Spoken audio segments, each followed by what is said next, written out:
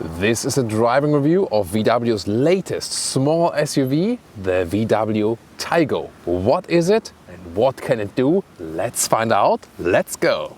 Thomas here with Autogefühl, and the VW Taiko is actually a sister model of the VW Nivus that is already being sold in South America. They differ a little bit in some aspects, but they also have some same parts, of course. Here in the front you can see a modern design, honeycomb style in this style trim level car, because this trim level is called style. There's also an R-line available with a little sporty look. We had that in our studio episode in red. This color here today is called visual green. It is visual for sure. Headlamps come standard with LED, optional the IQ light, so matrix LED is even available here for this very segment. And depending on which trim you pick, it starts below 20,000 euros in Germany. If you go, higher trim, all the options and so on, biggest engine and so on, then you can land up something below 30,000 euros. So indeed, this is rather a car from the lineup which is more affordable. The length is at 4 meters 27 or 168 inches. So that means 17 centimeters or 7 inches longer than the VW T-Cross. It's also a small SUV. And as for the seating position, this one here sits between Polo and T-Cross. So it's Polo, Taiko, T-Cross, as how high you go. So is it more crossover? Is it already an SUV? I'll leave that up to you. I would rather say crossover, right? Here also with crossover wheel arches, 17 to 19 inch wheels. These here are the biggest 19 inch wheels and style trim level, but you can also get here this black contrast here, for example, and also then the roof in black, and really some fresh, interesting colors. This color indeed is interesting. As for show off, it's nice.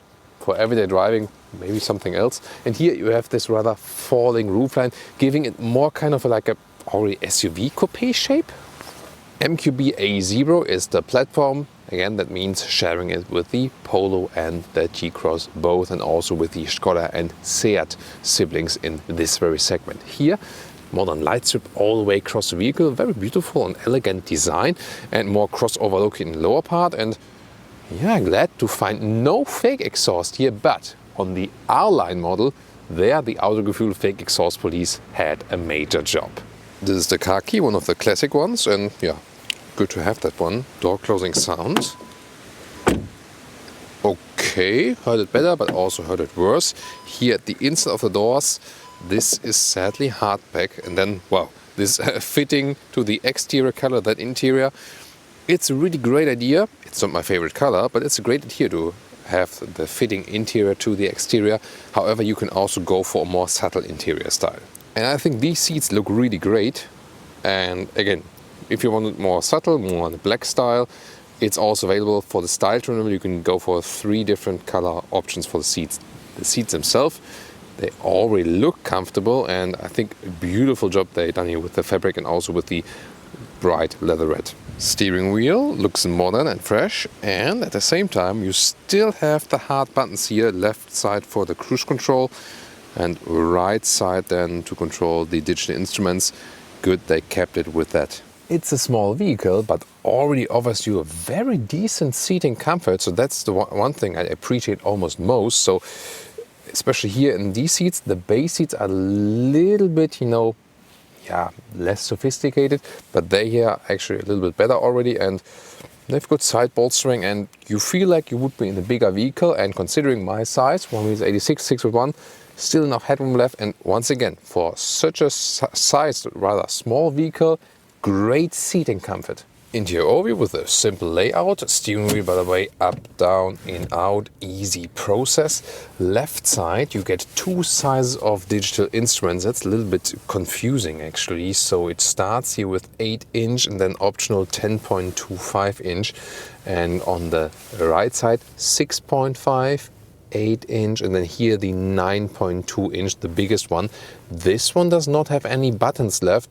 The 8-inch one would have the volume knob and the zoom in, zoom out knob, so I would rather stick with the 8-inch one then. Once again, here this green decal element, you can also get it in the more subtle style that's possible. Infotainment system, this is the Apple CarPlay integration. Android Auto and Apple CarPlay both also wireless connection is possible. And also for the smaller screen, you can also get CarPlay and Android Auto connectivity, by the way. Here, 300 watt Beats sound system is, yeah, really nice. So I think really good performance here for a sound system in a small vehicle. Then this is the main menu. Gladly, it's not the system you get in the VW Golf or in the ID3. This is a different one. It's a better one. It's not the best one. You see here, the map could also be more responsive, but overall, the overview of the whole menu structure and so on is more what you are used to from Volkswagen vehicles, and therefore it's definitely easier and simpler. So here you can have the map both in the right and in the left side simultaneously. Not possible if you have the 8-inch screen on the right. Here we are with the digital instruments. This is the map view, but you can also have it full screen, that's possible. Or then rather, the classic views and also have other contents in the middle. In the lower part here, this climate unit is with the sliders. This is a Climatronic. This is an option. You do not have to go for it. It looks fancy for a capacitive BS unit. Hashtag capacitive BS. It's quite okay, but stick with the base function, then you still have the real dials, so they are a more clever choice. 2 USB-C chargers in lower part, also inductive charging pad, by the way.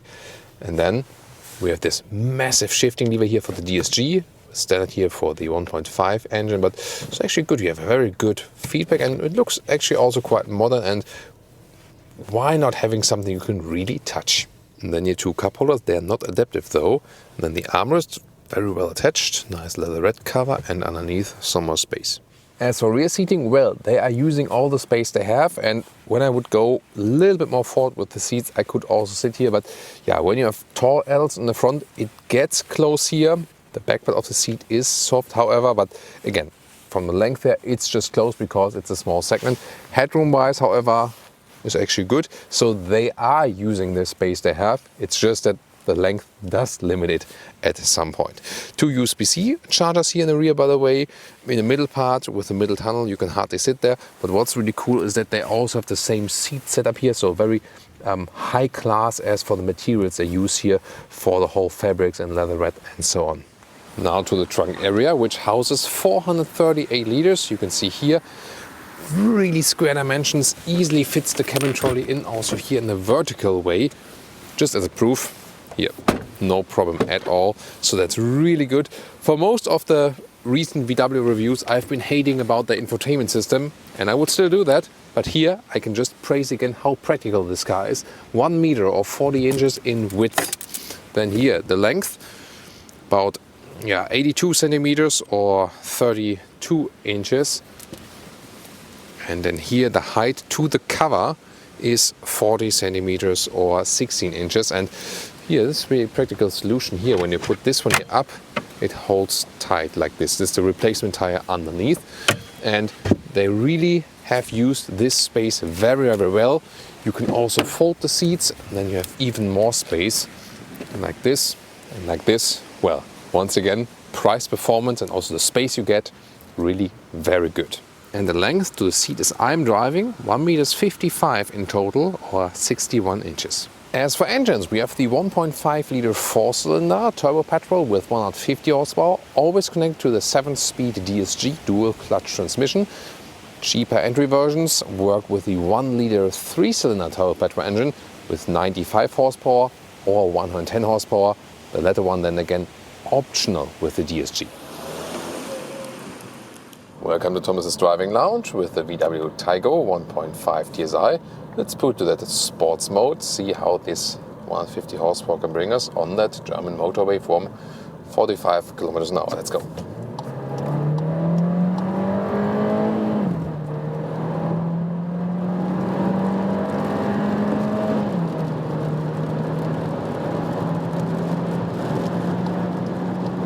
And 50 kilometers an hour.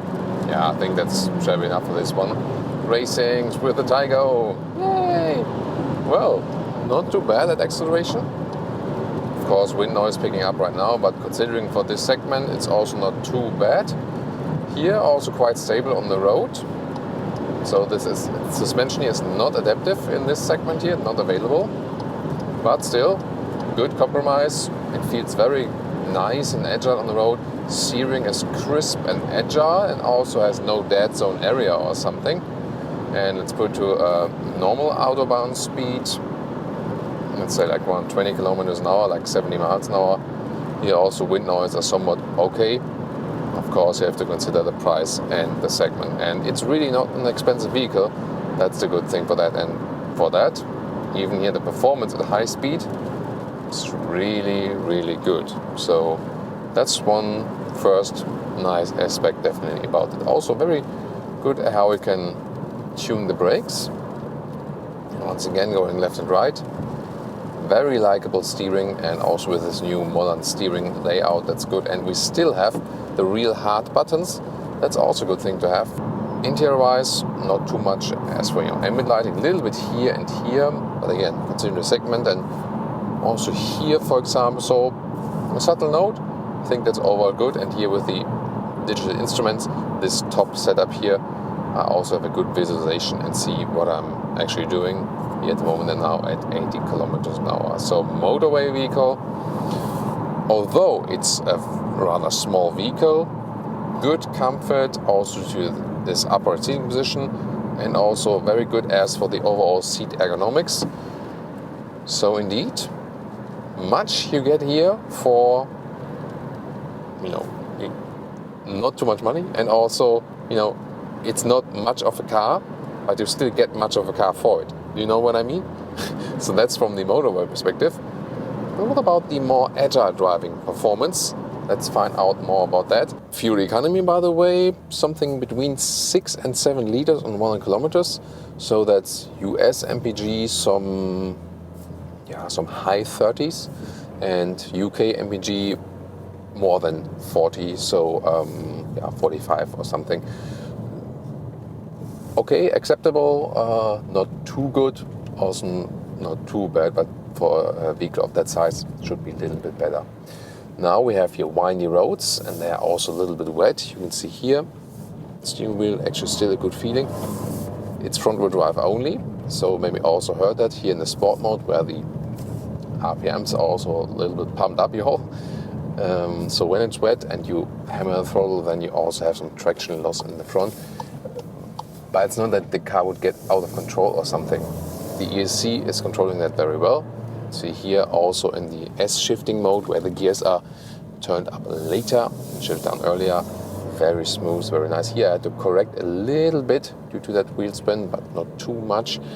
So overall, a very likable and agile driving feeling. This is a very cool thing. Also driving-wise, we can prove the initial point that this is one of the rare cars here on the market still, where you get actually a lot what you've paid for. This is also driving-wise one of the very, very cool things. Now if you want to compare the VW T-Cross, we got a review of that one here. And of course also the recent Polo facelift, because these two are definitely relevant if you think about this one here.